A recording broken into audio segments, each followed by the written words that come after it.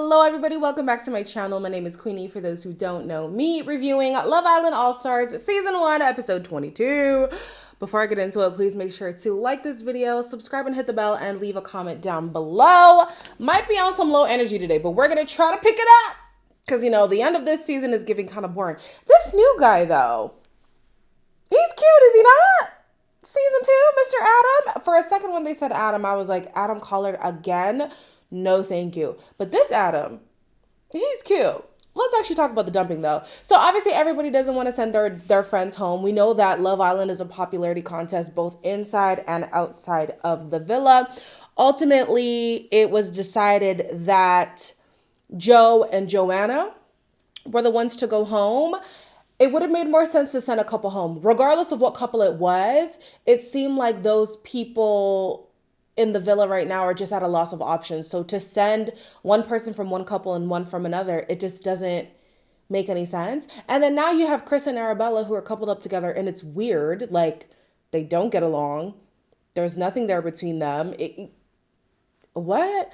So anyways, Georgia and Anton obviously were clashing in the game and in the voting. So now they're at odds, basically saying, like, you should have had my back. Or actually, they weren't even talking to each other.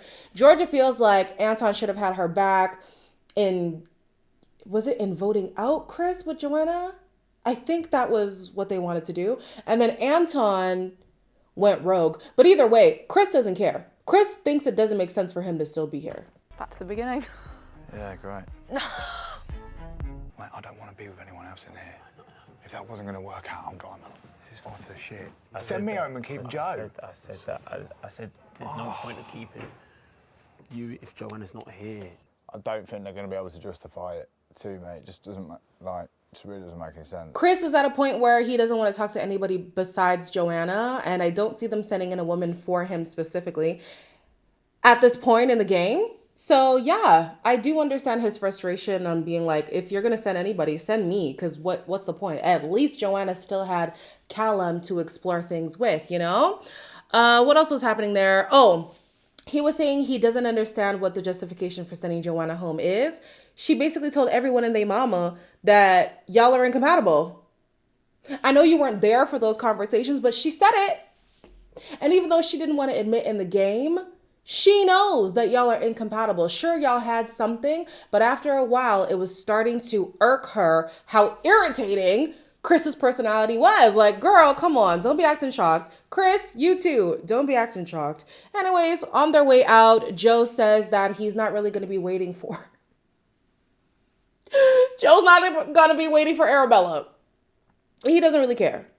And that's fine. Arabella says something similar. She says, you know, yeah, it was fresh, but maybe it was just, you know, a flirt man's. It wasn't going to be anything more. So that's dead. And then with Joanna, Joanna feels like sending her home wasn't fair because she still liked Chris and she never actually cut things off. That's why you got to be careful of what you tell people. Sure, maybe the door was still open with Chris, but you basically said you got the ick. If Georgia was in that same situation, wouldn't Joanna have sent home Georgia? Because of that same justification, yes or no? Yes. So bye, Joanna. Bye. It only makes sense. So obviously, Chris is here sulking, and everybody is upset with Chris because they feel like he should be grateful that he's still here. I'm sorry, but that was a bit of an unnecessary reaction. It was, fully. I know it's bittersweet, but it's like, you know, just be grateful that you're here right now. Chris's comment towards Arabella at the end was shit. Yeah, shit. Why is he sleeping downstairs? Because obviously they two don't get on, do they? What is the point in saving me in that situation? Send me home. It's so unfair. I have a few thoughts about this. Chris has already expressed, whether we believe him or not, that he wants something serious. He came here for love, right? So if you're taking away his connection, why would he be happy to be here? Why would he be happy with y'all's decision? Make it make sense, right? There's a justification from the other people saying that the reason why they kept Chris is because he adds so much to the villa. It's not about the villa life for him, allegedly.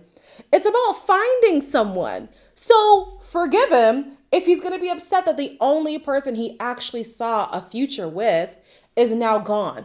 And y'all are choosing to keep him not because you see potential with him and somebody else, but because he brings good energy to the villa. I'd be pissed off too.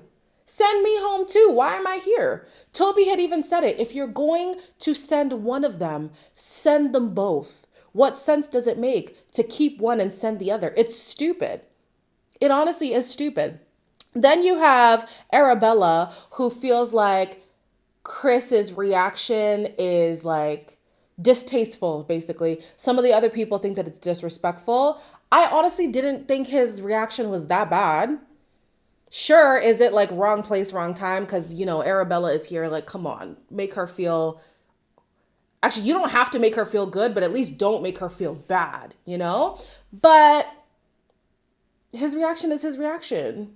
He didn't explode at anybody. He didn't disrespect anybody. He wasn't being unruly. I don't see the issue with his reaction. And Arabella keeps annoying me because she always wants to dictate how somebody is going to react to something. You can't expect yourself in other people. Let people feel their feels however they feel it. As long as they're not disrespecting people, as long as they're not harming people, what's the problem?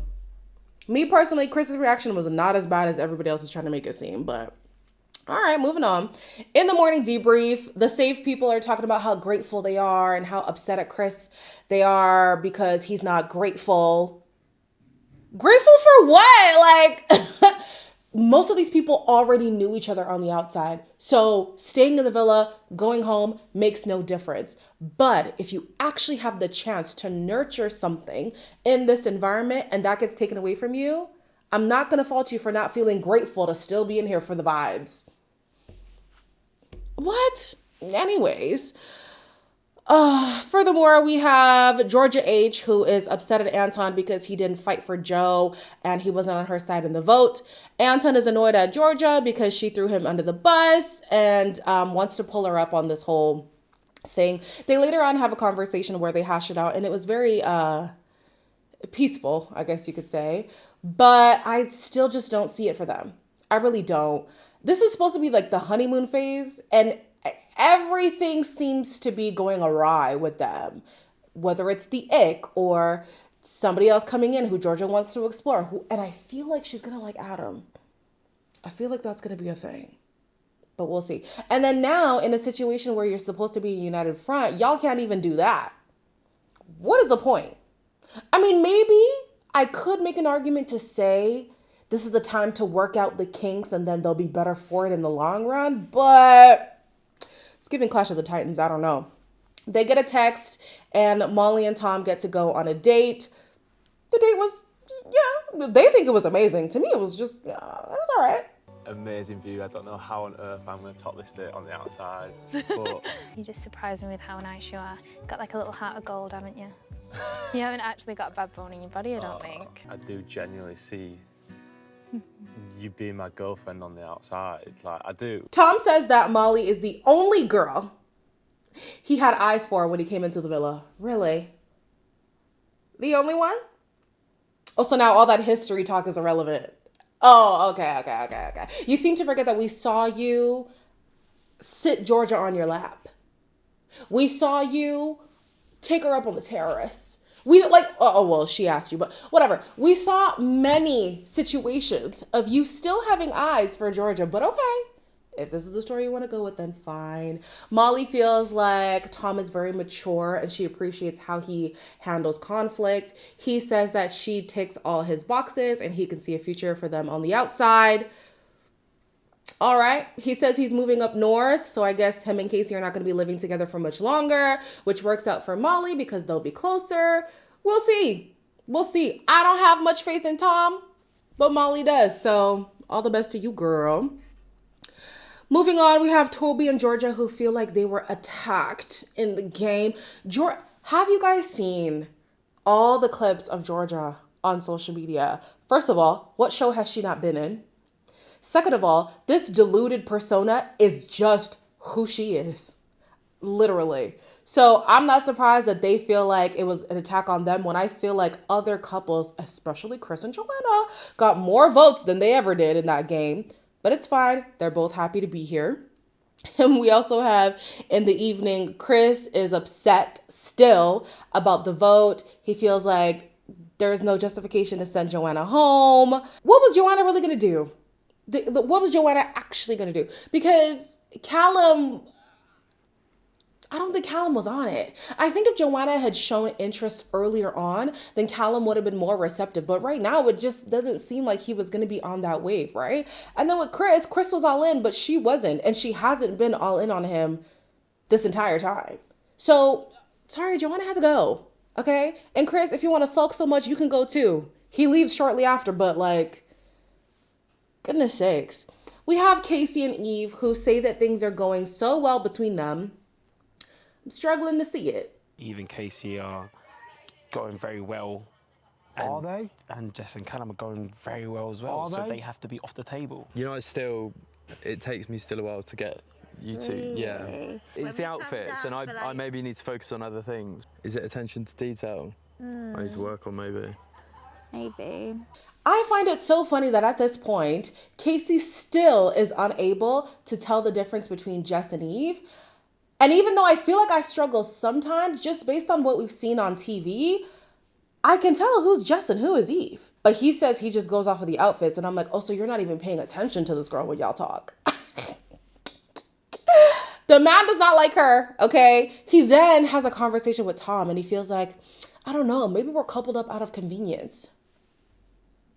Is that not what some people in the game were saying? And they had everything to say about, no, we're compatible. No, we have sexual chemistry. No, we da da da da da.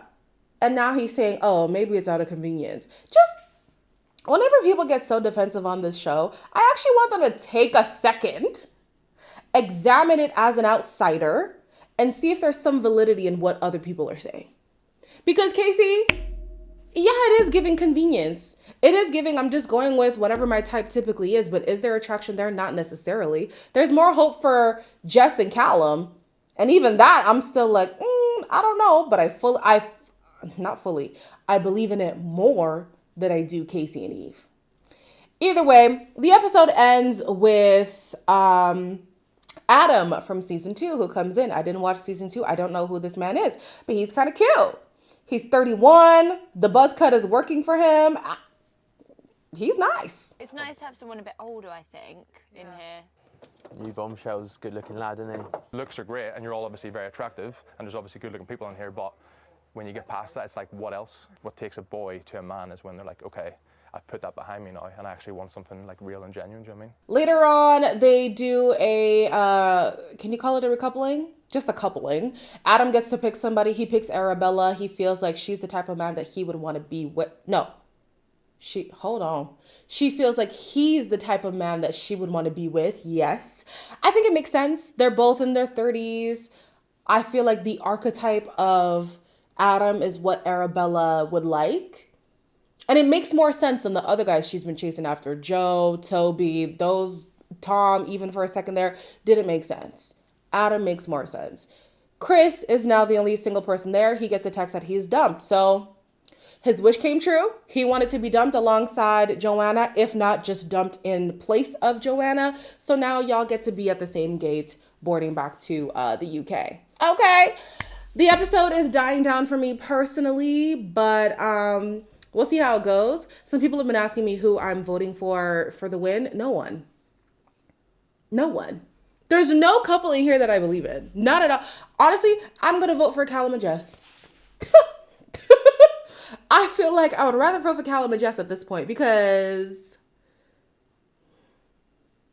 Tom and Molly, I'm sorry. I'm not believing anything that Tom says. I really don't. I'll have to see it to believe it, and even then I still won't.